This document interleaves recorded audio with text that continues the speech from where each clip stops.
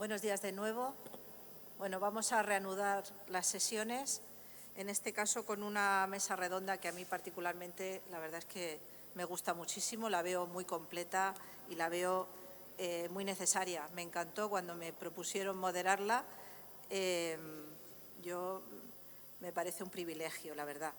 La mesa redonda se llama Humanización y buenas prácticas en la atención al colectivo de personas con enfermedades raras y tenemos un elenco de ponentes magnífico. Solamente tenemos de manera presencial a uno de ellos, los otros tres van a intervenir en online porque, bueno, por distintas circunstancias se les ha complicado y no podían acudir presencialmente, pero, bueno, de todas maneras creo que la participación y digamos, lo que nos va a aportar va a ser muy grande. Vamos a empezar por el ponente que tenemos presencialmente, que se trata de Ricardo Martino Alba. Es uno, digamos, de los padres de los cuidados paliativos pediátricos en España. Él es el responsable de la atención paliativa pediátrica en la Comunidad de Madrid desde 2008.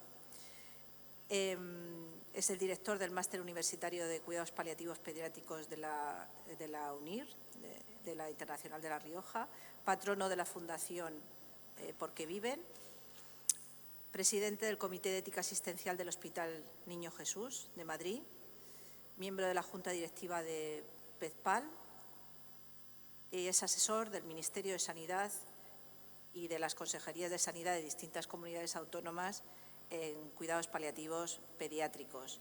De hecho, pues aquí tenemos también a la coordinadora y a una de las médicos de las unidades de cuidados paliativos pediátricos de aquí de Murcia, que me han estado comentando, bueno, pues que no llevan mucho tiempo, van poco a poco mejorando las condiciones y hacen una labor muy buena y también, bueno, pues han sido asesoradas por el doctor Martino. Cuando quiera. Muy bien, gracias.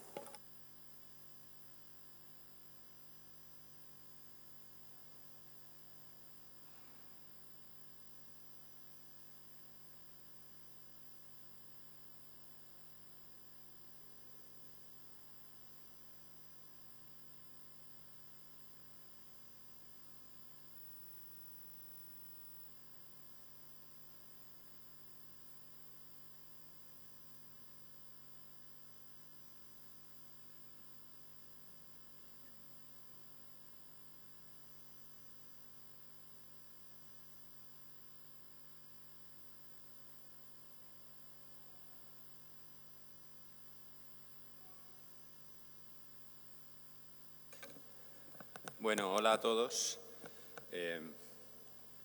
Me acaban de nombrar el padre de los paliativos, pero soy el abuelo de mis nietos, entre otras cosas. Así que soy un poco mayor y por eso puedo contar muchas cosas desde hace muchos años. Pero al elegir qué contar y tener un tiempo limitado, pues yo he preparado una presentación diversa, pero viendo quiénes estáis aquí voy a intentar centrarme más en el fondo que en la forma, porque creo que es lo que puede ser más interesante para todos. Y yo voy a hablar en un congreso de enfermedades raras de los cuidados paliativos. Esto de los cuidados paliativos es así, se dice en voz baja porque hay niños que tienen enfermedades incurables y que no van a llegar a mayores, o llegan a mayores pero con una vida muy limitada en tiempo y en forma. Eso es algo que socialmente no queremos escuchar y cuando un niño se muere en alguna parte o en un hospital o tal, sale en los periódicos, ¿no? Ahora hay una noticia que no para de salir, que es un niño que ha sido trasladado desde México al Hospital Sant Joan de Déu para ser operado de un tumor cerebral incurable. Y entonces la noticia es que este niño ha venido gracias a un donante anónimo, va a ser operado, se le ha quitado el 90% del tumor y entonces los medios de comunicación se interesan por eso. Cuando a mí me preguntan sobre eso, yo siempre les digo, la noticia es que todos los días, eso se hace en España, no salen los periódicos y se operan tumores de ese tipo en todos los hospitales de España que tienen capacidad para hacerlo. Está bien esto para que la gente sepa porque hay situaciones en la vida de los niños que son difíciles, pero eso, la noticia no representa la realidad. Pero yo soy pediatra, ¿vale? Que eso ya es mucho más raro, dedicarse a los cuidados paliativos y ser pediatra, eso ya es lo más extraño que puede suceder. ¿Por qué? Socialmente, si tenéis experiencia con los cuidados paliativos, pues normalmente es personas mayores con un cáncer en fases finales de su vida. Pero los pediatras tenemos un privilegio, o los que trabajamos con los niños, y es que vamos a los partos. Cuando vamos a los partos, nos enseñan dos cosas que no se pueden olvidar. Que si un niño nace, hay que calentarle, secarle y luego darle de comer. Y eso es así, porque que no se enfríe, que no esté húmedo, porque se evapora, que pierde temperatura y tal. Si no hacemos eso, el niño se muere. Y se muere siendo sano, no se muere por ninguna enfermedad. ¿Qué quiere decir eso? Quiere decir que la fragilidad es una condición inherente a la naturaleza humana. Nacemos frágiles, luego nos olvidamos. Y esa fragilidad es la que nos hace necesitar de otros para salir adelante. Es decir, somos dependientes.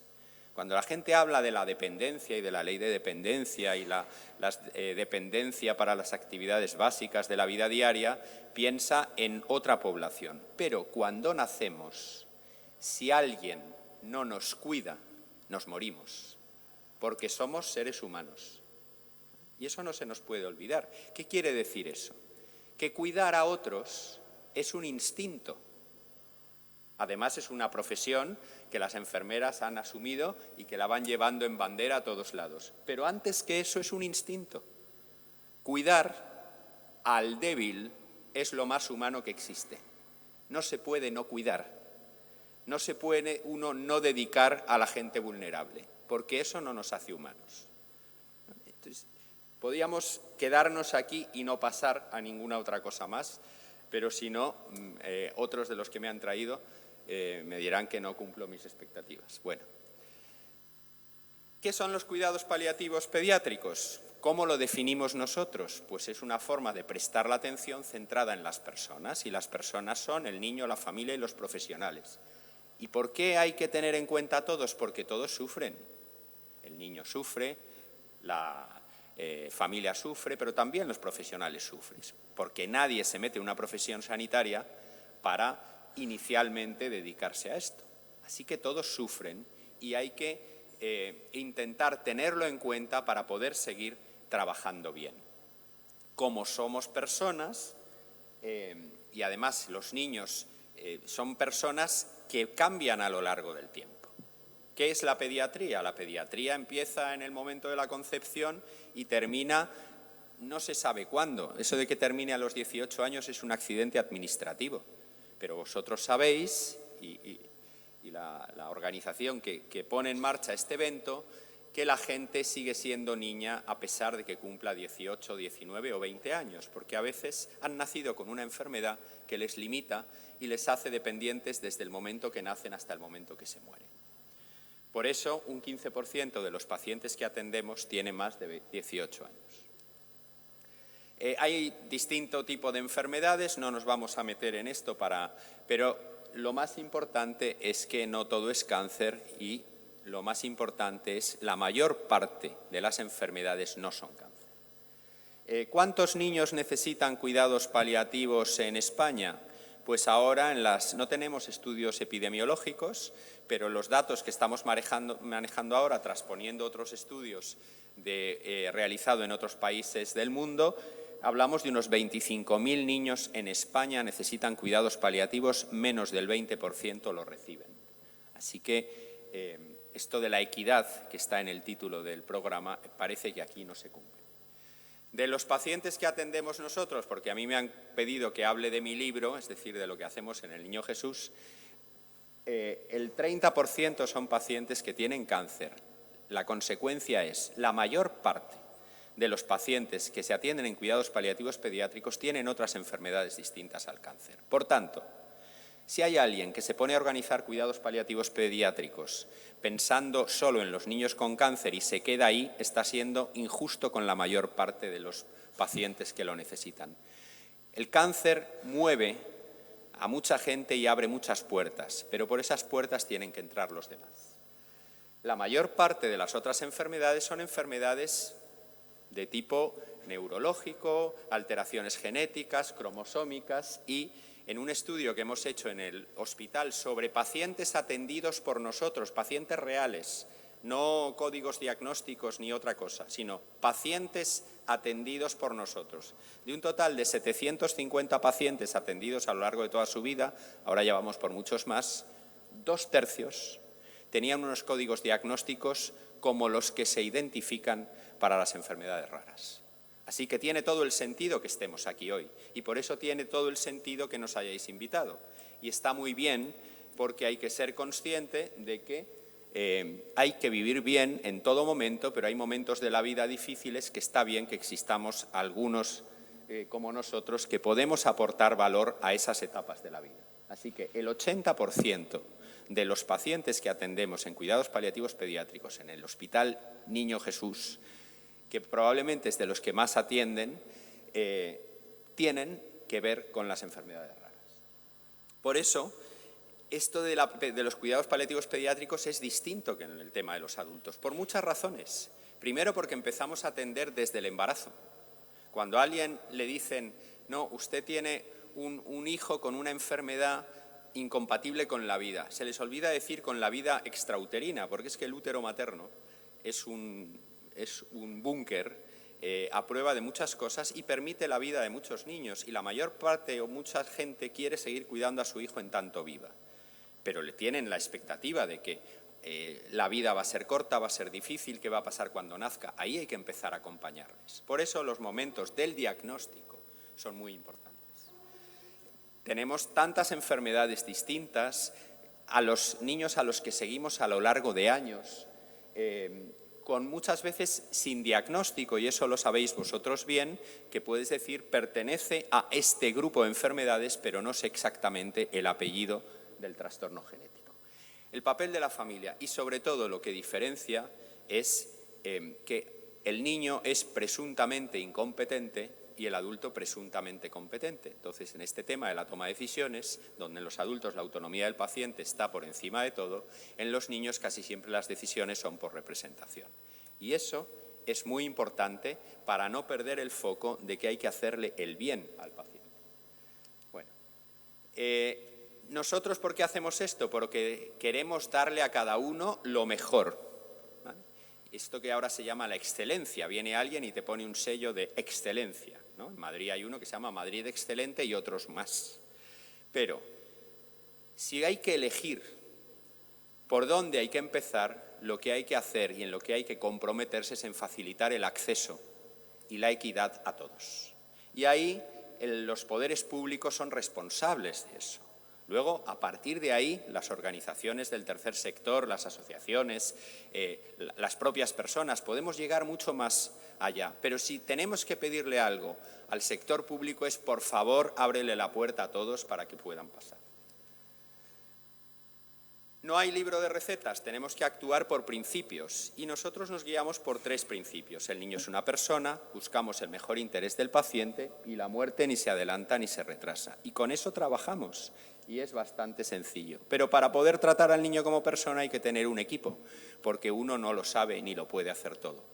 Así que la esencia de la atención en cuidados paliativos es contar con equipos interdisciplinares multiprofesionales, donde cada uno aporta lo mejor de sí mismo y es capaz de dejarse complementar por el otro. Estamos en una profesión sanitaria y nos dedicamos a pacientes. Yo, que soy médico, pues para tratar bien hay que diagnosticar bien.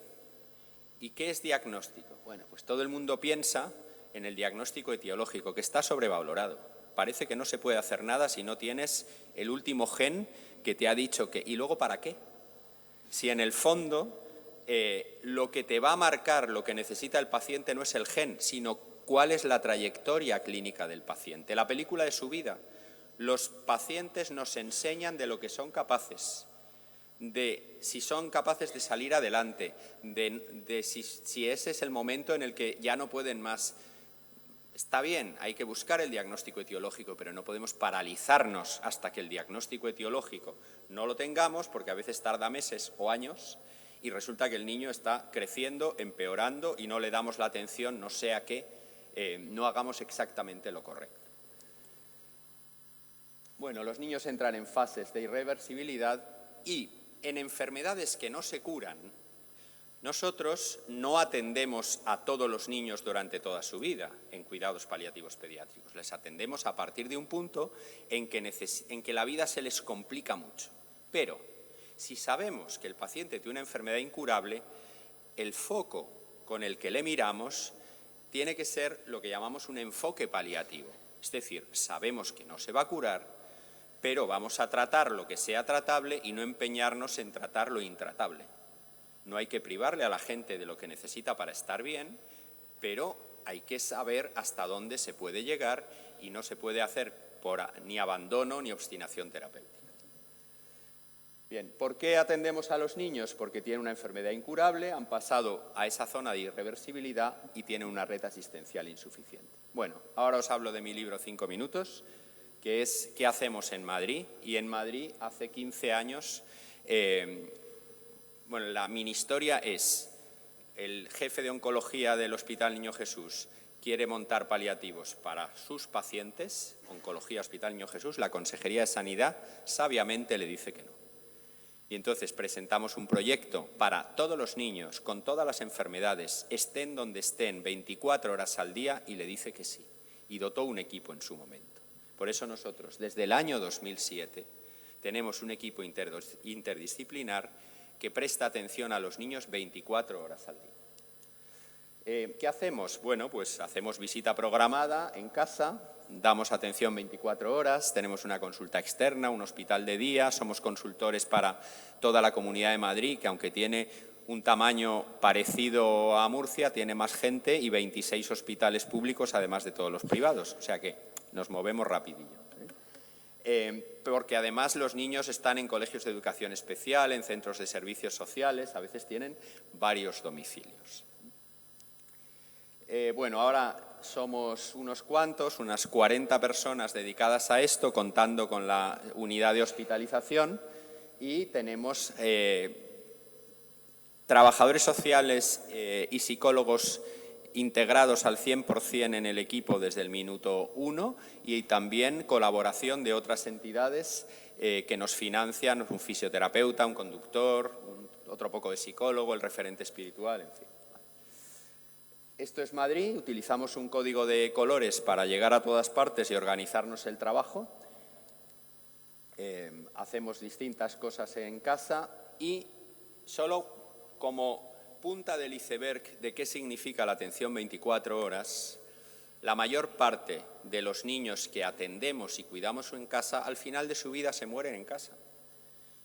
¿Y por qué se mueren en casa? Porque tienen atención 24 horas. Porque si no, la gente tiene miedo y se va al hospital y no puede ver sufrir a su hijo sin tener herramientas para hacer algo. Entonces, bueno, nosotros a los 80 pacientes que tenemos ahora mismo repartidos por toda la Comunidad Autónoma de Madrid, les estamos dando atención 24 horas y vamos a su casa de día o de noche cuando hace falta. Hay entidades que nos ayudan, como la Fundación Porque Viven, la Vía Norte, Aladina o la Fundación La Caixa, y desde hace 3 años, aunque se inauguró en época COVID, tenemos una unidad de hospitalización con 5 camas y un hospital de día. ¿Cuántos pacientes vemos? Solo porque tengáis una dimensión. Pues vemos 200 pacientes nuevos al año, que no hemos visto el año anterior. En total atendemos unos 600 pacientes al año, en régimen de hospitalización a domicilio, de consultas, etc. Bueno, y esto, como hay que ir rápido, estos puntitos verdes son cómo están los paliativos en España sin discriminar qué hay en cada sitio, solamente ahí está puesto que hay cosas, que hay profesionales, puede que haya uno o varios. Yo siempre digo, un profesional no es un equipo, así que el que quiera montar algo sostenible, ahora que todo es sostenible, tú no puedes montar una prestación sanitaria con una persona sola, eso no es sostenible, porque la gente duerme, se cansa, está enferma, se va de vacaciones, tiene un hijo, en fin. Entonces, eso no es sostenible. La sostenibilidad empieza a partir de dos. En los libros de pediatría actuales allá hay capítulos de paliativos y hay formación especializada, hay investigación. El Ministerio de Sanidad y las comunidades autónomas se van poniendo poco a poco las pilas y van sacando documentos a los que puedo luego poder referirse en la atención. Y bueno, pues tenemos una asociación profesional que nos dedicamos a esto, que se llama la Sociedad Española de Cuidados Paliativos Pediátricos y que tiene un grupo de familias bastante involucrado que ahora, el 8 de octubre, con motivo del Día de los Cuidados Paliativos, han mandado una carta a todas las autoridades y están todos contestando. Ha contestado la ministra de Sanidad, el Senado. Cuando nosotros llamamos a la puerta nos contesta ni su padre, pero las familias son escuchadas. Bueno, y solamente esto es la primicia, que es un centro de atención paliativa integral que vamos a construir en Madrid a través de la Fundación Porque Viven para complementar lo que ofrece el sistema público. Pues ya está. Gracias.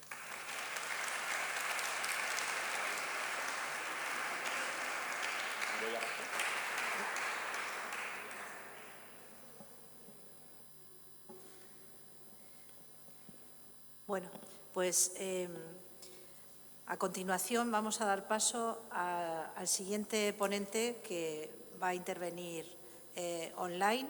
Luego ya sí que haremos el debate, se conectarán las 3 personas que van a hablar online al final, junto con el doctor Martino, y ya se establecerá el debate. Así que si tienen alguna pregunta la dejaremos para el final. A continuación va a intervenir David Buendía Ortuño, que es graduado en Teología, máster en Counseling y Relación de Ayuda. Él ahora mismo es coordinador del proyecto Secunda Smile de la Fundación FADE, centrado en la atención a los pacientes y a sus familias de la unidad de oncohematología del Hospital de Santa Lucía de Cartagena. Él efectivamente está en el acompañamiento de los equipos de soporte de atención domiciliaria y en la planta de cuidados paliativos del Hospital Virgen del Rosel, también de Cartagena. Nos va a hablar sobre el arte de la visibilidad, cómo transformar nuestra mirada y las de los demás.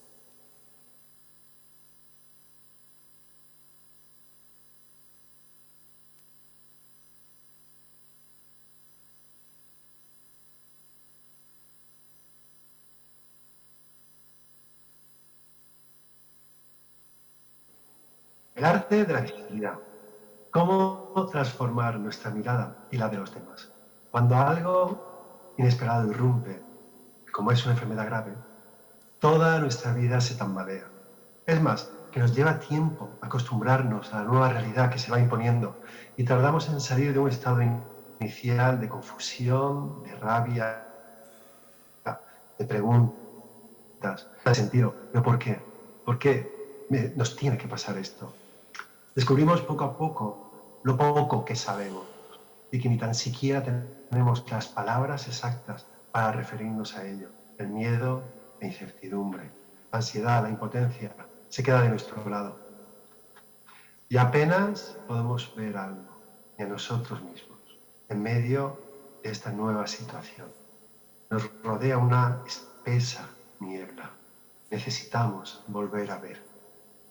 Por otra parte, los vecinos, los compañeros de trabajo, los profesionales a los que acudimos, los amigos, incluso la familia, no saben cómo reaccionar. A veces se quedan en silencio o a distancia o se acercan bien-intencionadamente, con frases hechas que te dañan.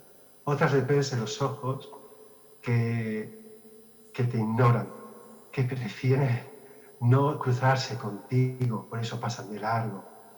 Y otras ves que tienen su propia opinión antes de hablar contigo. de escucharte. Y si el que tienes delante es un médico, entonces resulta demoledor. Con frecuencia, estas opiniones prejuiciosas son simples mecanismos de defensas ante algo que a ellos también les desborda. Lo que pasa es que te hacen sentir aún más solo y más vulnerable.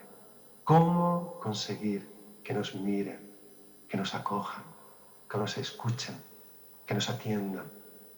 Y respecto a nosotros, ¿cómo podemos cambiar nuestra propia mirada? ¿Cómo alcanzar algo de luz en medio del túnel? Os propongo 4 caminos. 4 caminos que nos visibilizan. Primero, ante nosotros. Esa es la base. Ante nosotros mismos. Y después ante los demás. Estos son, primero, el relato.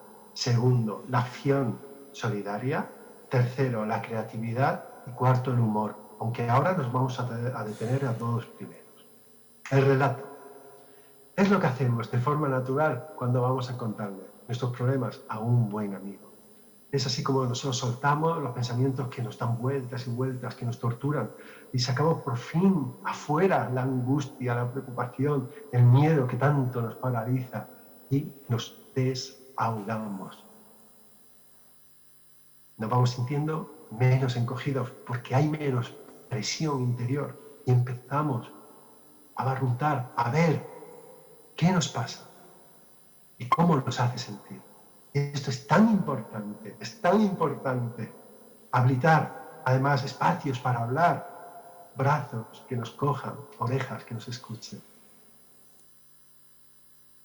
Nos lleva a descubrir algunos efectos positivos, cosas que hemos aprendido, o incluso la constatación de que soportamos mucho más de lo que creíamos antes, o no, que por ahí, por ese camino que hemos cogido, no podemos seguir, porque ahí hay un límite, hay una carencia nuestra. El camino del autoconocimiento, en medio del sufrimiento, es extraordinario. La resiliencia, entonces, nace con nuestro relato. Primero de los aspectos más sombríos, más dolorosos, pero una vez que pasa el incendio, podemos empezar a ver cómo brotan los primeros signos de vida. Segundo aspecto, las redes solidarias. Llevar, conllevar, compartir, poner en común, vivir juntos. Este congreso, lo que significa este congreso, despierta sentimientos de hermandad, de comprensión, de acciones solidarias, concretas, que nos impulsan a cuidarnos, a respaldarnos unos a otros. Tengo una amiga que se llama Leire y que tiene el síndrome de Ehlers-Danlos, que la obliga a pasar frecuentemente por el hospital. En ocasiones presenta complicaciones dolorosas que dejan mudos a los facultativos y la situación se vuelve angustiosa por momentos. Sus padres, Óscar y María Ángeles, afrontan estos momentos como cualquier padre y madre, con enorme preocupación, con enorme sufrimiento, con enorme determinación, con mucha esperanza. Pero una vez agotadas las vías de comunicación convencionales con el personal médico que no termina de acertar, la última vez acudieron a su propia asociación de Ehlers-Danlos. Allí contaron en qué punto estaban las cosas y allí encontraron las primeras respuestas útiles. Pues a mí me pasó parecido, a nosotros nos ayudó este profesional, o en aquel hospital realizaron tal prueba y se abrió un nuevo camino para recorrer. Las redes solidarias de familias que participan de la misma realidad son capaces de crear las conexiones necesarias para nutrirse, apoyarse, para crear espacios de comunicación, de diálogo y para permanecer a flote cuando el sistema sanitario falla, cuando no alcanza en tantas ocasiones. Al sistema sanitario, vamos a seguir reivindicando una respuesta justa, adecuada, por el bien de todos, porque es urgente, es necesario, es imperativo, es una cuestión de justicia, de humanidad. La nuestra también está en juego. Pero mientras tanto, no estamos solos. Tenemos una enorme familia que nos acoge y nos ayuda a seguir adelante. Sin embargo, para este punto me gustaría presentaros a María Ángeles, porque ella seguro que os lo explica muchísimo mejor. Hola. Hola.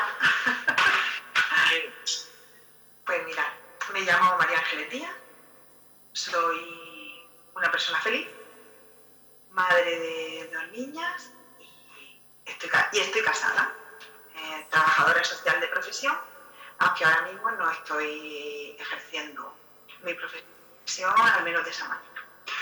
Muy bien, y dime, ¿qué os ha pasado a vuestra familia? Pues en 2018, hace justo ahora 3 años, a mi hija mayor la diagnostican de una enfermedad poco frecuente llamada síndrome de Ehlers-Danlos. ¿En qué consiste esa enfermedad? Es una enfermedad que afecta al tejido conectivo. A nuestra hija se le manifiesta o comienza a manifestarse esta enfermedad pues, con luxaciones repetitivas en los hombros. ¿Luxaciones? Sí. Se le sale la articulación del sitio. De hombros, cadera, rodilla, dedo. Cuando tú llegas al hospital y te ve un traumatólogo y te ve otro y te ve otro y no saben cómo meter esa articulación en un sitio, le ponían vendajes funcionales, le ponían anclajes de clavícula, le infiltraron y nosotros comenzamos ahí un camino de búsqueda porque nos volvíamos a llevar a nuestra hija con un dolor terrible y con la articulación fuera de su sitio. ¿Cómo le explicas a un niño que ya no estaba a cumplir tiene casi 15, ¿no? Pero en el momento del diagnóstico tenía 11? ¿Cómo le explicas que su enfermedad, pues probablemente a día de hoy no tiene cura, ¿no? Pero que va al hospital y que es probable que nos volvamos a casa tal y como hemos acudido, ¿no? Entonces, pues la medicina no sirve para curar, sirve para paliar, para que pueda tener un poquito mejor de calidad de vida, pero no la va a curar. Y eso a nuestra hija en concreto le ha costado pues tiempo entenderlo y más tiempo todavía aceptarlo. Y a nosotros también. ¿Qué te ha ayudado para ir superando esta situación? El hacer.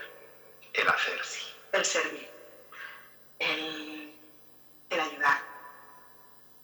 Yo pertenecía de genes, como os he dicho, y de pronto pues tengo la necesidad de seguir ayudando a otras familias o de ayudarlas de forma más intensa. Acoger a familias, acompañarlas un poco en el proceso, presentar en algunos momentos pues, algún escrito y sobre todo estar aquí para escuchar y para hacerle un poquito más fácil la lucha por la que nosotros ya hemos pasado. O sea, con apoyo, con ayuda, con manos que te den para recorrer el camino es como mucho más sencillo. Pues muchas gracias.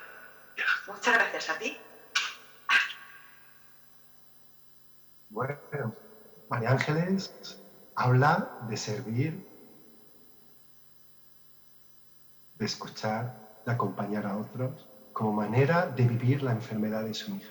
Sus últimas palabras eran apoyo, ayuda y manos que te dan para recorrer tu camino, porque así es mucho más sencillo. Creemos que uno no puede dar lo que no tiene, y eso es verdad en el plano material. Pero María Ángeles nos enseña que en el mundo humano, en el mundo espiritual, es justo al revés. De nosotros emergerá lo que necesitamos solo cuando decidamos darlo a otros. Muchas gracias.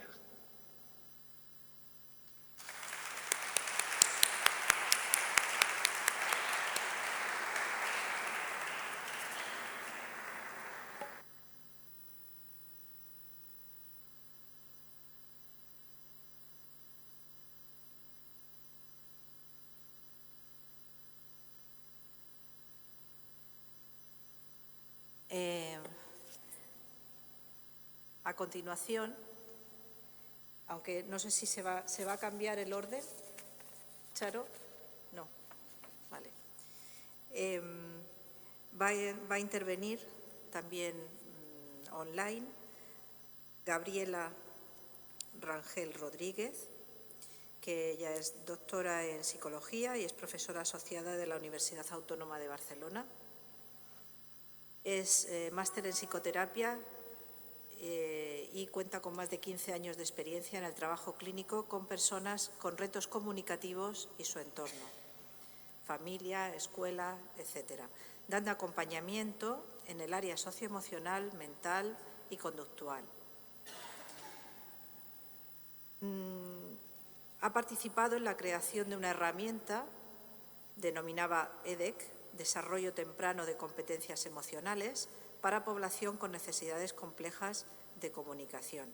Y esas son precisamente sus áreas de interés principales, que incluyen la psicoterapia, la educación e investigación en la promoción de la salud mental y socioemocional, y su investigación sobre todo se enfoca al desarrollo socioemocional de las personas con problemáticas para comunicarse mediante lenguaje oral y que se benefician del uso de sistemas aumentativos y alternativos de comunicación. Su intervención va a versar sobre las emociones en personas sin lenguaje oral, que ya hemos visto que es su especialidad y su área de investigación. Hola, buen día a todas y todos. Mi participación en este panel va enfocada en poner de manifiesto que cualquier atención que brindemos a las personas, sea cual sea su condición, tendría que tomar en cuenta la promoción de la salud y el bienestar emocional. La humanización y buenas prácticas en la atención al colectivo de personas con enfermedades raras tendría que involucrar sí o sí la dimensión emocional. Ahora bien, me enfocaré en este panel en el colectivo de personas que tienen algún reto comunicativo. Esto es, un colectivo que por diferentes razones necesitan métodos de comunicación distintos a lo convencional, por ejemplo, distinto al lenguaje oral, para entonces poder tener una comunicación eficaz y por tanto tener una plena participación en la sociedad. Sabemos que el hecho de que las personas que no puedan comunicarse de formas convencionales no significa que ellas no puedan comunicar.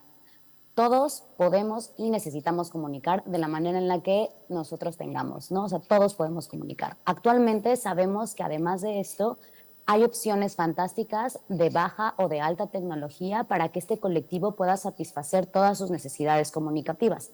Esto implica que puedan expresar, entender, comprender y gestionar el mundo interno propio y el de los demás. Entonces, es importante que nosotros podamos ir poco a poco ofreciendo espacios para que ellos puedan ir aprendiendo cómo se están sintiendo y que puedan tener vocabulario que ayude a que puedan expresar cómo se sienten, qué es lo que piensan y qué es lo que necesitan y cómo les podemos ayudar para poder ir acompañándolos a su propio bienestar emocional.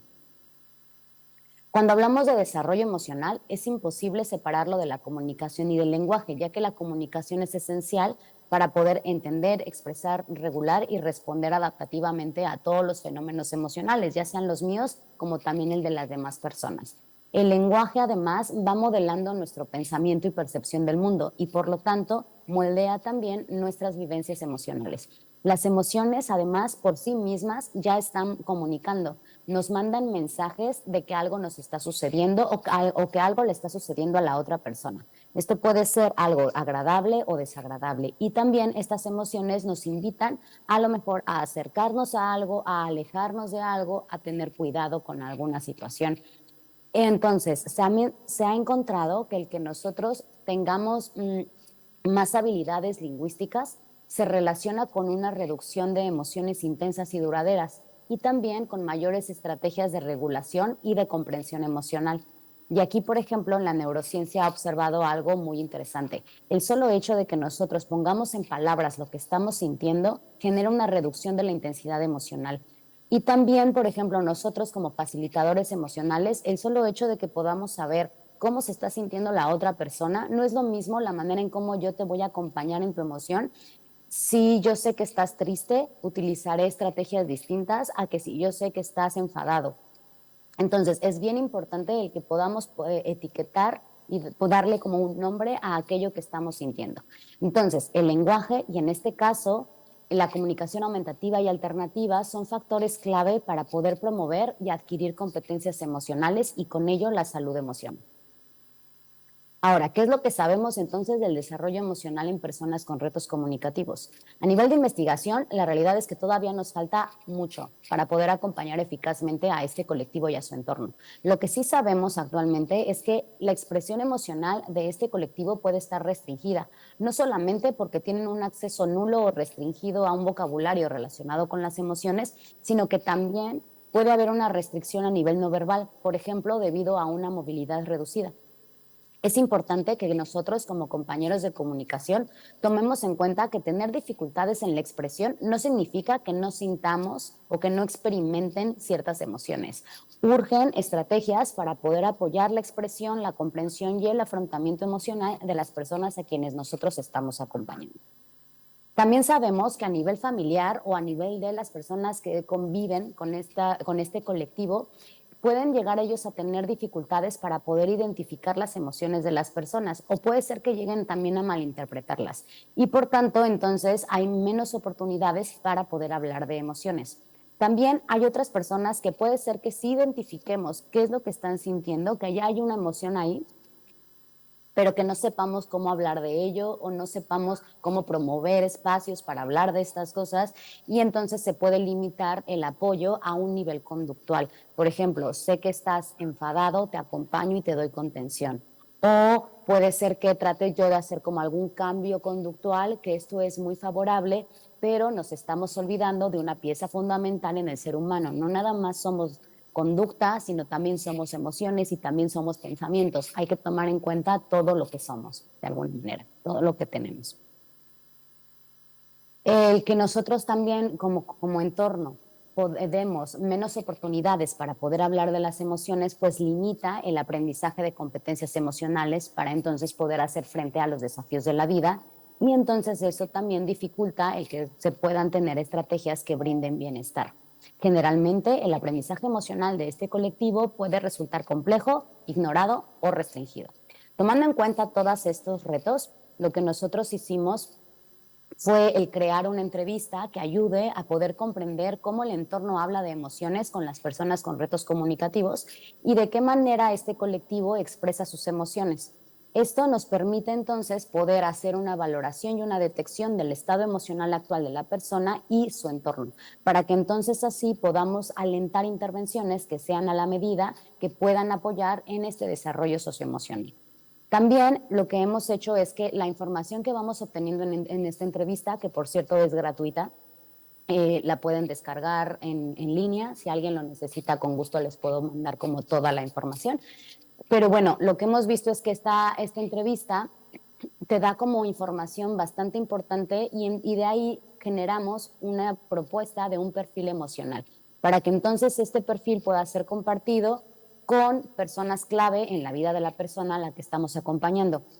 Esto es de gran interés, ya que queramos o no, cuando nosotros estamos interactuando con el otro, también vamos conviviendo con el mundo emocional y por tanto, pues puede ser bastante benéfico el conocer esta información para entonces ofrecer un acompañamiento adecuado en todos los entornos, no nada más en psicología o no nada más en las personas que estemos interesadas en apoyar el desarrollo socioemocional.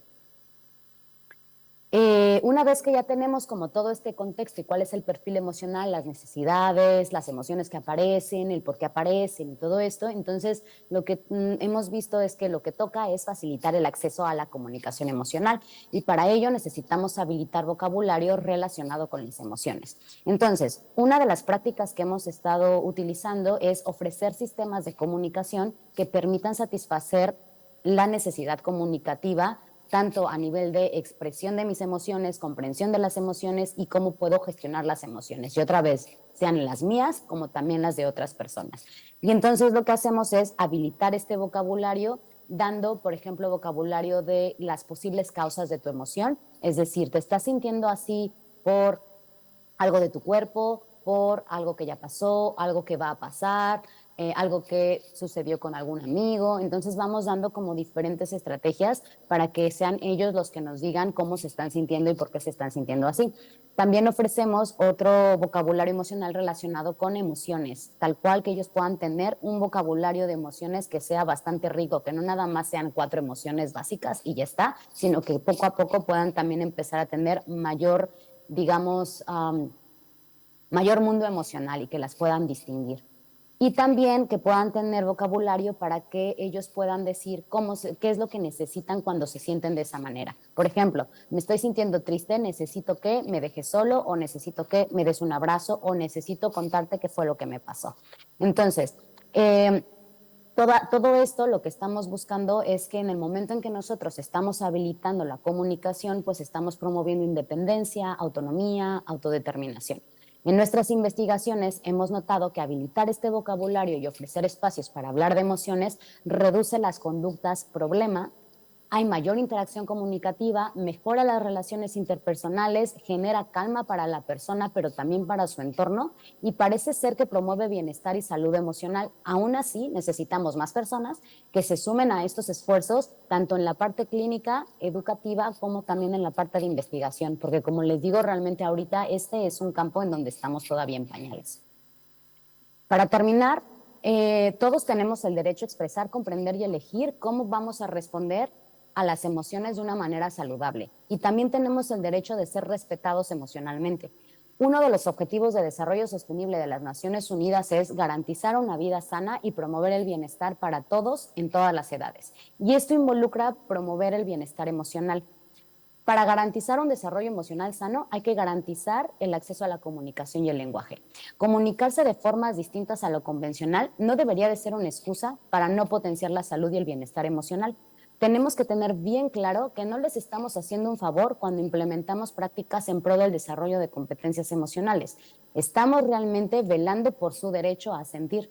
No debería de estar sometido a juicio el si yo implemento o no espacios para poder hablar de las emociones y que la gente pueda aprender de sus emociones y de las emociones de los demás.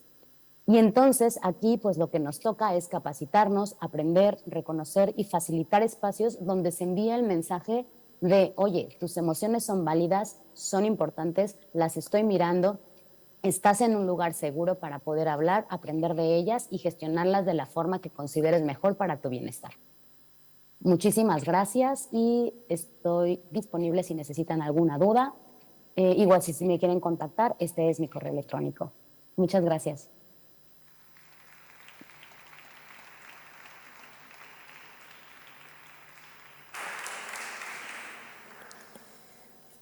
Bueno, muchas gracias. Y por último, la última ponente es María Ángeles Gómez Mateos, que actualmente es la jefa de área de coordinación de proyectos de humanización de la Consejería de Sanidad de Madrid. Anteriormente ha sido directora de continuidad asistencial y subdirectora médica del Hospital Universitario Puerta de Hierro de Majadahonda y ha ocupado otros cargos de gestión hospitalaria y de atención primaria en Madrid. Ella de formación es licenciada en Medicina, especialista en Medicina Familiar y Comunitaria y doctora en Medicina Interna, y también tiene másteres de gestión de servicios sanitarios. Ella nos va a hablar en concreto, bueno, en su cargo actual, cuáles son los planes de humanización de la Comunidad de Madrid. Muchas gracias. Cuando quiera.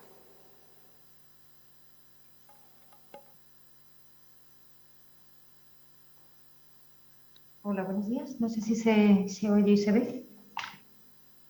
Sí, se ve la presentación. Bueno, pues buenos días. Lo primero de todo quería agradecerles a la organización del Congreso la oportunidad la sensibilidad para organizar esta mesa hablando de humanización y en concreto la oportunidad de presentar este plan de humanización de la Consejería de Sanidad.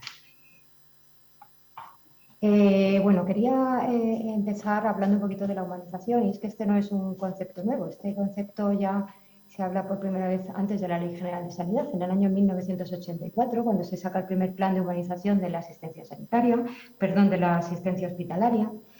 Y en este momento el enfoque inicial que se da evidentemente es pues aquello más prioritario, que era el hospital, ¿no? Se crean aquí los servicios de atención al paciente, las primeras comisiones de humanización ya. Empezamos a hablar de las listas de espera, empezamos a hablar de los horarios de visita y sin hablar todavía entonces del acompañamiento, solamente las visitas a los pacientes. En este momento también pues, se empieza a priorizar la necesidad de señalizar en el hospital, o sea, ya empezamos a hablar de infraestructuras y es el origen de las encuestas actuales de satisfacción, que son estas primeras encuestas post-hospitalización. Se retoma la prioridad que se da a la lactancia materna, que ha decaído durante los años 70, pues entonces empezamos a hablar de la unión madre-hijo, de permanecer ingresados y de potenciar esa lactancia materna con la iniciativa IAN, de la OMS, etc.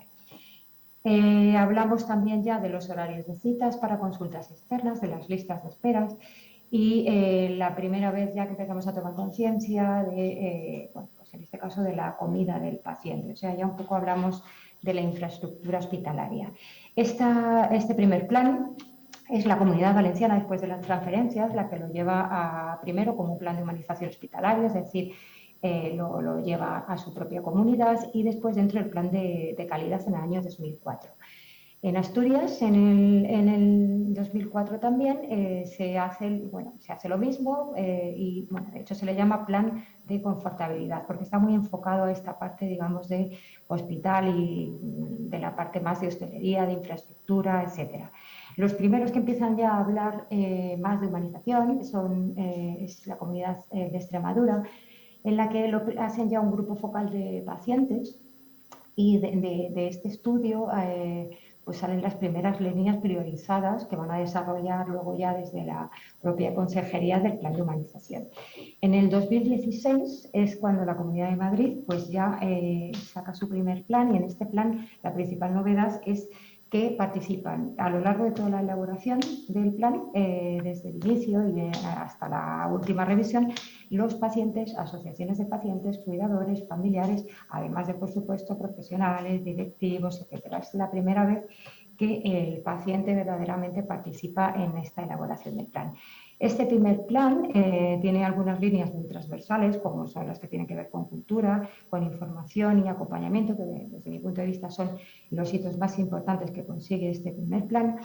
Y bueno, luego mezcla algunas etapas de la vida, como son la infancia, adolescencia, en la que estaría incluida también la parte del parto, lactancia materna, etcétera.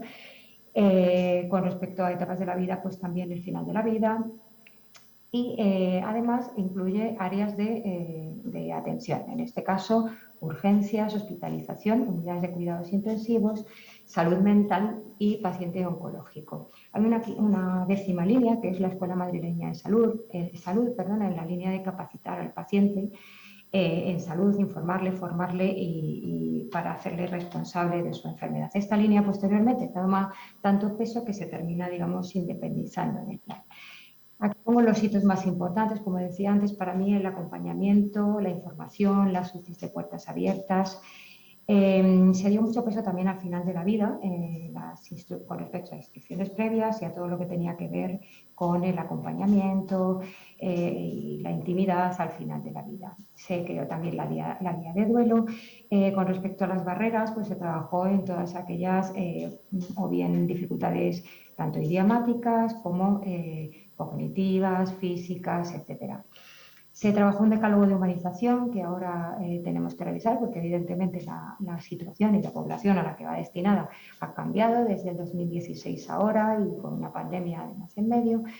Y bueno, pues trabajamos también en la lucha contra el estigma, la identificación de personas vulnerables. Todo esto se hizo a través de comisiones de humanización en los hospitales, atención primaria y SUMA. Bueno, yo creo que con todo esto pues empezamos a hablar de un cambio inicial en la cultura hacia la humanización de la asistencia. Evidentemente la humanización no es un suceso, tiene que ser un proceso de cambio y en esta línea pues se ha presentado en mayo de este año este segundo plan de humanización, es la primera comunidad autónoma que presenta este segundo plan de humanización, que tiene 4 ejes, el core del plan, que es la atención centrada en la persona. Pero también hablamos de infraestructuras porque cada vez entendemos que es más importante el ambiente en el que está el paciente, un paciente que está ingresado, que permanece durante a veces muchas semanas o meses y por ello es importante donde está el ruido y una cierta confortabilidad para él y para sus acompañantes. Tenemos un eje de atención centrada en los profesionales como agentes de humanización, porque en este momento además es un eje muy importante, dada la situación que todos conocemos, y un último eje digamos, de cultura y de organización humanizada. Bueno, centrarme un poquito en, dado además el congreso en el que estamos, hablando de enfermedades raras, pues evidentemente la atención centrada a la persona. Y aquí hablamos de atención personalizada, accesibilidad, información, intimidad, pues todo esto que ya se ha trabajado en el primer plan y que continúa en este segundo plan con una línea absolutamente continuista, las mismas líneas seguir avanzando, porque evidentemente todavía quedan áreas de mejora. Hay una línea muy importante que es la de la alfabetización en salud, como decía, la autonomía del paciente, que es la medicina nueva del siglo XXI. Y bueno, pues de todos los grupos de trabajo, una de las líneas estratégicas clave que sale es la importancia para el paciente de poder participar no solo en su enfermedad, sino también en las decisiones que tienen que ver con salud, ¿no? A nivel pues, micro, desde luego, pero también meso o incluso macro, ¿no? A nivel de participación ciudadana. Por último, las nuevas tecnologías, pues que evidentemente está en la sociedad que estamos, necesitamos, porque es una parte muy importante de la población que también nos demanda pues, tener su historia clínica en el móvil y poder pedir cita y poder bajarse un informe. Y bueno, pues evidentemente contando siempre con que no puede sustituir la relación médico-paciente o enfermera-paciente y que hay una población que evidentemente no se puede beneficiar de estas nuevas tecnologías y por tanto hay que seguir dándola una respuesta. De todo este plan destacado, lo que me parece que en este congreso tendría más importancia, ¿no? Escuchar la voz del paciente, sabemos que cada vez más esto nos aporta muchísimo para el clínico, para la gestión, para todos. Y en esta línea pues tenemos los mapas de experiencia del paciente y estamos trabajando con los indicadores que sabemos que aportan valor para los pacientes, ¿no? Los llamados PREN y PRON fundamentalmente, que son indicadores de experiencia. Es decir, no solamente vamos a mirar cuántas fracturas de cadera se infectan, sino que vamos además a mirar cuando el paciente se opera de la fractura de cadera, cómo ha sido esa estancia, si ha participado en la toma de decisiones, cómo ha sido la relación con los profesionales y luego los PROM, que serían los resultados pues, a medio plazo, es decir, si camina, si tiene dolor, etcétera, en unos meses. Estos indicadores nos tienen que servir además para el clínico poder tomar incluso decisiones clínicas y desde luego, como decía antes, decisiones en gestión. Por último, bueno, pues fomentar también, los pacientes piden participar en la mesogestión y en la mesogestión apostamos fundamentalmente por la participación en las comisiones de humanización, que a veces son también comisiones de calidad percibida o a veces están unificadas, hay veces que son diferentes. Y bueno, en los comités de pacientes en hospitales y atención primaria, pues que es una línea de trabajo que queremos también normalizar y coordinar para que todos los hospitales tengan un comité de pacientes, fundamentalmente pacientes a nivel individual, pero fundamentalmente a través de asociaciones de pacientes, que al final es la forma en la que tenemos unos pacientes más formados, más informados y con más capacidad de aportar. Bueno, fomentar la alfabetización en salud, ya lo comentaba antes, queremos que las personas, primero sensibilizarlas de lo importante que es aquellas que no están sensibilizadas, que participen en su salud. En el caso de las enfermedades raras es fundamental.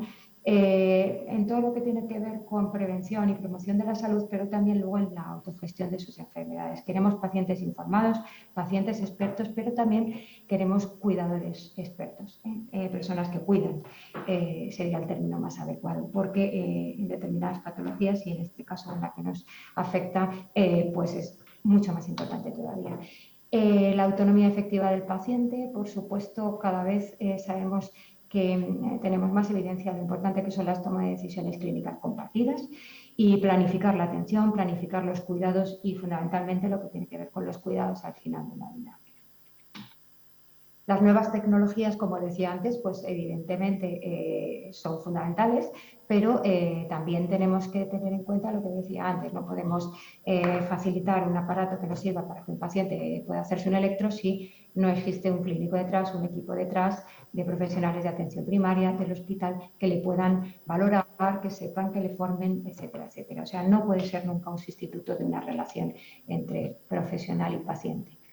Nosotros hemos apostado por dos herramientas muy importantes para nosotros, que son las escuelas de salud, en nuestro caso la Escuela Madrileña de Salud, que además fundamentalmente tiene actividad a través de una plataforma digital y que hay un porcentaje muy elevado de la población que se puede beneficiar de este tipo de herramientas.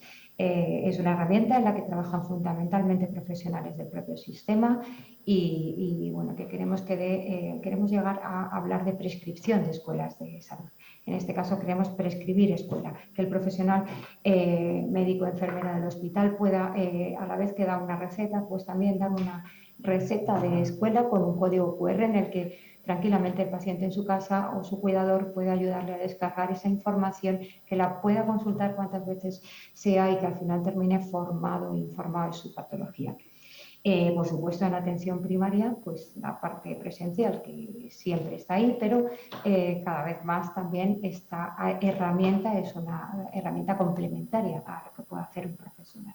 Y también hablaríamos en este caso de prescribir escuela.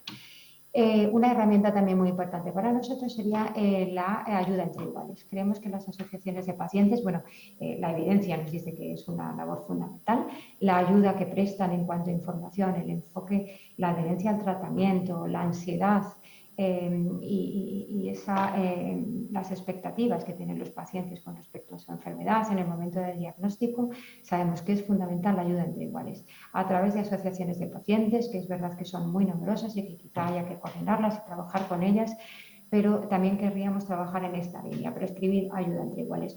Una enfermedad grave, o bien en el hospital o bien en atención primaria cuando se diagnostica, pues además de esta ayuda, capacitación, alfabetización que decíamos antes, pues también recomendar asociaciones de pacientes, ayuda entre iguales para afrontar esa incertidumbre, esa ansiedad que acompaña a la propia enfermedad. Por supuesto, también todas las dudas que tengan que ver con la evolución, con el tratamiento, etcétera. Y bueno, por mi parte nada más, simplemente decir que bueno, nosotros hablamos de poner la H de humanización en todos los actos asistenciales. Quería terminar con esta frase de este libro de un hombre afortunado, en el que bueno, pues dice, cuando un sanitario habla o escucha a un paciente parece que lo está tocando, y cuando lo toca, cuando lo examina físicamente, parece que también están conversando. Esta especie de baile es el que bueno, se palpa, como decimos nosotros en nuestro equipo, la H de humanización. Y nada más, muchas gracias.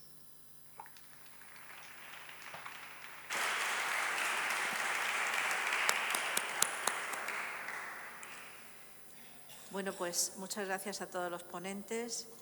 Sí, ahora invitamos al doctor Martino que suba. Y bueno, pues tenemos ahora unos minutos de debate por si quieren hacerle alguna pregunta a alguno de nuestros ponentes.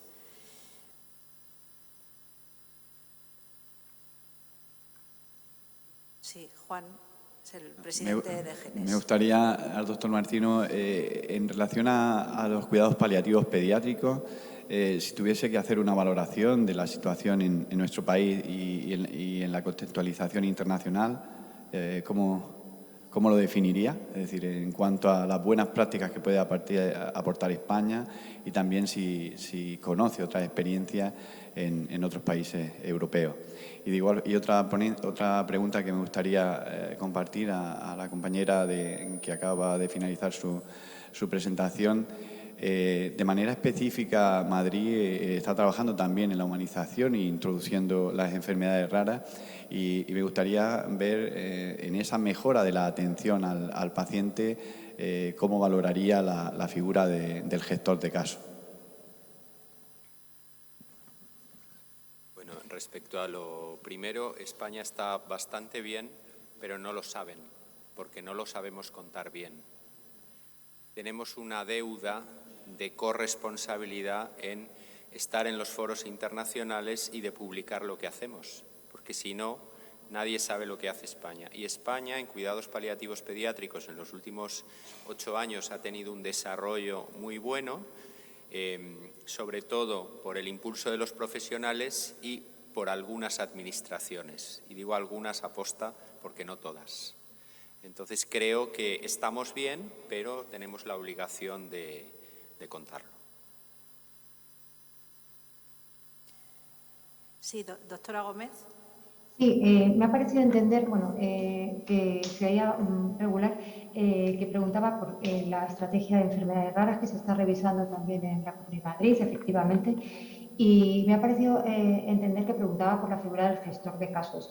Es verdad que esa parte es más del propio nivel asistencial, pero bueno, aprovecho mi experiencia reciente en la gestión de hospitales. Evidentemente, el gestor de casos es fundamental. Son los roles que se están promoviendo actualmente, este cambio de roles en todos los ámbitos, ¿no? Y evidentemente, generalmente el gestor de casos suele ser una enfermera y su labor es fundamental, porque para tratar cualquier enfermedad rara pues hay que darle primero un equipo multidisciplinar, coordinado evidentemente por un gestor de casos, y luego una continuidad en el tiempo y en el espacio, ¿no?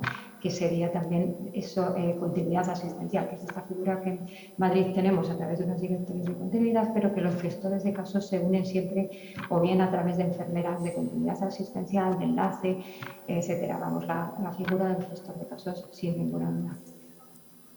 No sé si me ha parecido que esta era la pregunta. Sí. Y dicen que sí. Es que me parece que no te pueden ver, Juan. ¿Alguna pregunta más?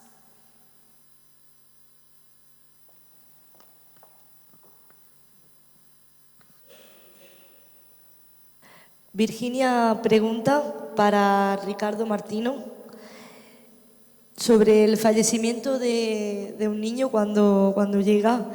¿Se hace seguimiento de la familia posteriormente al fallecimiento desde la unidad de paliativos? Sí. Dentro de la atención de paliativos, por supuesto, está incluida la atención al duelo, pero la experiencia es que la mayor parte de las familias son sanas y hacen un duelo sano y bien. Y nosotros tenemos integrado al psicólogo en el equipo desde el principio y al trabajador social y a la enfermera, con lo cual se trabaja con la familia desde el minuto 1 una estrategia de afrontamiento, de honestidad, de incorporar al resto de la familia en los cuidados, y eso hace que luego el fallecimiento en casa está relacionado con una menor tasa de duelo patológico, y por eso creemos firmemente que hay que intentar que sea así. Y por otro lado, es esta estrategia de afrontamiento y de honestidad en la comunicación desde el principio ayuda a que haya menos necesidad de atención al duelo. Aún así, nosotros comenzamos con ir a firmar el certificado de defunción o estar allí en el fallecimiento, que estamos en el 70% de los casos, y luego hacemos una visita de duelo al mes más o menos, una carta de condolencia, y el psicólogo está responsabilizado de llamar a la familia y mantener el contacto por si necesitan atención en esa línea. Vale, muchas gracias. Tengo otra pregunta de Esther González Soto. Es la siguiente. ¿La comisión de pacientes está en todas las provincias del Estado español? Y si es así, ¿dónde se podría inscribir y formar parte? Para la doctora María Ángeles.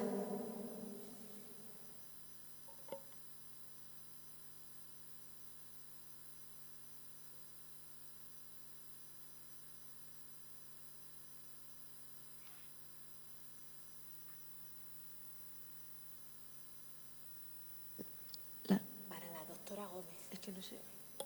Perdón, es que no se ha oído nada, no he conseguido oír nada de la pregunta. Vale. ¿Si puede repetirla la moderadora o no? ¿Puedes repetir la pregunta? Puedo repetir, vale. De acuerdo. La pregunta es la siguiente. ¿La comisión de pacientes está en todas las provincias del Estado español? Y si es así, ¿dónde se podría inscribir y formar parte para la doctora María Ángeles? A ver, creo que es la pregunta que está escrita, ¿verdad? Los comités de pacientes, comisión de pacientes. Bueno, los comités de pacientes nacen, vamos, estamos hablando de la Constitución, ¿no? O sea, que es un derecho, hablamos de un derecho de los pacientes a participar, y todas las leyes posteriores a la Ley General de Sanidad, incluyendo, por supuesto, la Ley General de Sanidad, recomiendan participación ciudadana en todas las decisiones, tanto a nivel macro, meso, y, bueno, micro no tiene que ver con esto, ¿no? Entonces, es una digamos, recomendación.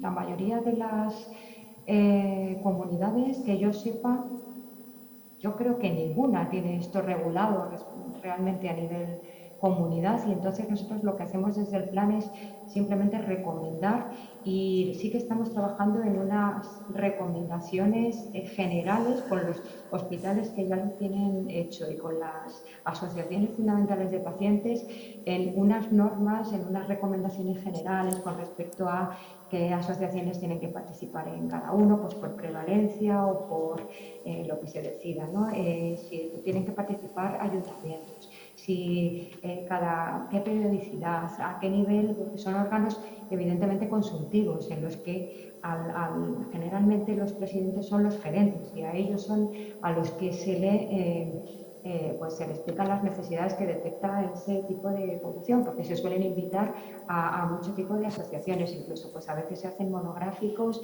hay diferentes, nosotros estamos ahora coordinando y cada hospital lo hace un poco de una manera. Lo que queríamos precisamente es que se haga de una forma un poquito más uniforme. Unos invitan a atención primaria, otros no, unos hacen monográficos, pues algunos son mensuales, otros trimestrales, otros hacen monográficos, pues por ejemplo de salud mental, y las principales asociaciones de un área, pues ese mes hacen sus propuestas, sus necesidades de mejora, etcétera, a la gerencia. En fin, cada uno hace un poco partiendo de, como decía antes, esto es un derecho, pues partiendo de esto, luego cada hospital hasta ahora hace un poco lo que quería. Lo que queremos es intentar unificar, y aunque no hay una legislación que nos apoye en esto, sí por lo menos unas recomendaciones basadas en, digamos, un poco los expertos, ¿no? Que son las asociaciones, o las recomendaciones que diga también la evidencia, cómo se hace en otros países, etcétera.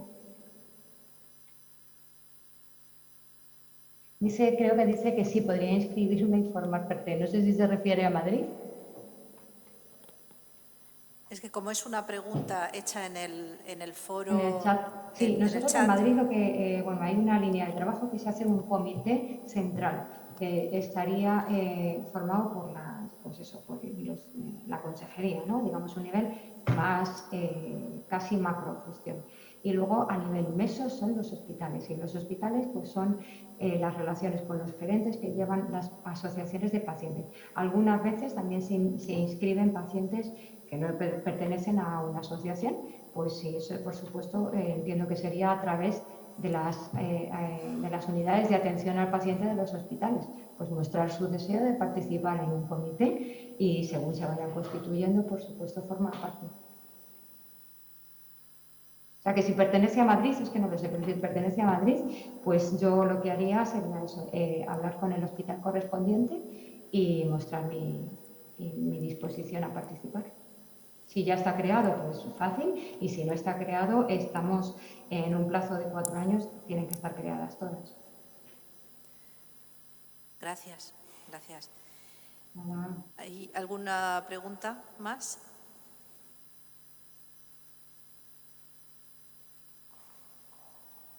Dice en Cádiz no le puedo decir.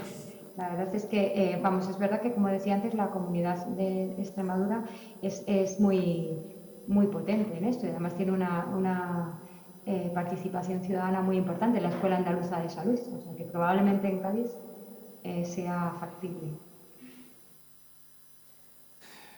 Bien, yo no voy a hacer una pregunta, simplemente felicitar a todos los ponentes y quería compartir, porque hoy es un día también especial para DGENE, y tener la oportunidad en esta mesa donde se ha puesto de manifiesto el valor del trabajo con cuidados paliativos pediátricos, y además tengo el privilegio de tener a mi lado pues a Teresa y a Beatriz, que son parte de ese corazón del trabajo que se realiza en la Comunidad Autónoma de Murcia en cuidados paliativos. Y para DGENE también es especial porque hoy nos trasladaban hace pues apenas unas horas por WhatsApp la publicación de un convenio de colaboración entre el Servicio Murciano de Salud y la Asociación DGENE, que lo que viene es a poner en valor el trabajo que la Asociación DGENE viene realizando desde años de forma estrecha con el equipo profesional de cuidados paliativos pediátricos en nuestra región.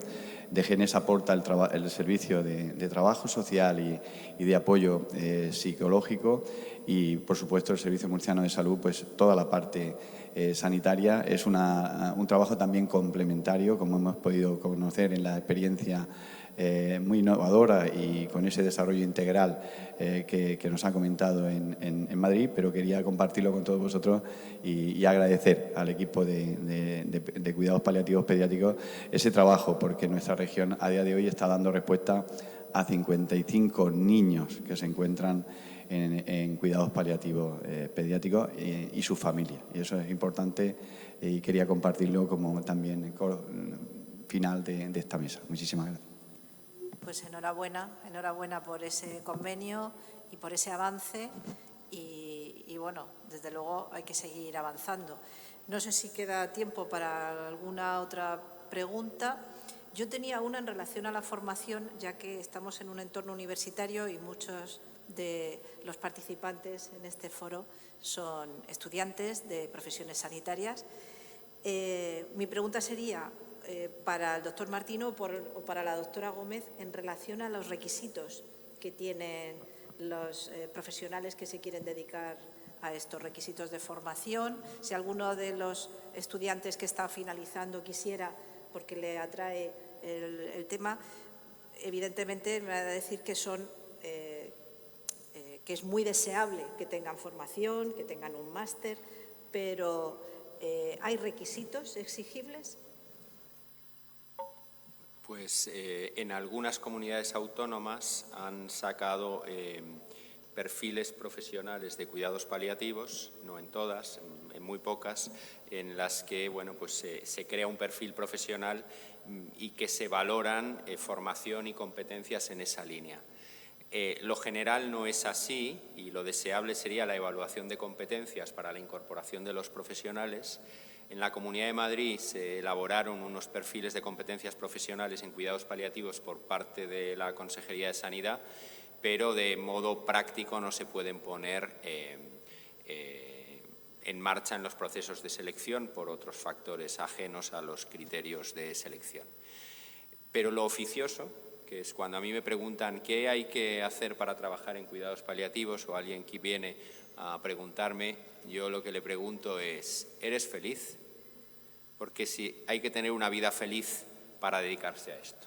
Entonces, lo que te sostiene está fuera del trabajo. Uno, por supuesto, tiene que aprender y tiene que capacitarse, pero lo que te hace poder trabajar en esto, que bueno, trabajas con el sufrimiento, con la muerte, con las emociones de muchas personas distintas, con uno mismo, lo más importante es tener una buena vida fuera del trabajo, así que ese es el requisito esencial. Me parece una respuesta muy inteligente y muy apropiada, porque es cierto que hay que tener también unas cualidades muy especiales, ¿verdad?, para dedicarse a esto. Bueno, pues para no demorar la siguiente mesa redonda, quiero agradecer a los ponentes sus interesantísimas aportaciones y el haberse además ajustado al tiempo, y a todos los participantes en vuestra colaboración. Muchas gracias. Muchas gracias, un saludo.